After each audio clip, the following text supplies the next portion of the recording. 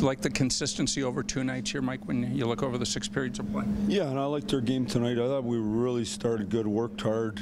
We're competitive. The second, we weren't quite as good, got away from a little bit, and I thought we had a real good third. So we had good leadership of the Bozak group there. That getting Z back really helped us. Rosen was real solid on the back. And he was good in net, so was Cass. So it was a good night for our team. How do you feel about your goalie in particular, having him ready to go from the beginning of camp as opposed to last year when he sort of came in? Well, it's a huge difference, obviously. I mean, he's in way better shape this year, but also last year he came in after being injured and was trying to play catch-up, and you come to a new environment with you guys around every day, which he isn't used to, and you know, so that made a little difference, but once he got traction, he was pretty good. So, you know, we're looking forward to a good year out of him. Any clarity for you tonight with among those centers we were talking about earlier today, Mike? No, I thought you know, Altz, Fairzy, and Morsey, Smitty, they all had good games this last little bit, so they just made her as clear as mud. So we'll just keep watching. What's your sense of the team now with 4 games into this 4 games?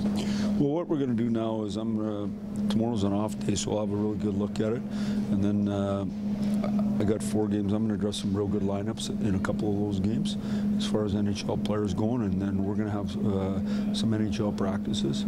So that doesn't mean anything will be in stone, but it'll give you guys something to write about and talk about, you know, for a couple of days before we really decide what we're done. You've got a group of guys pushing each other, Mike. You've got to be pleased about that.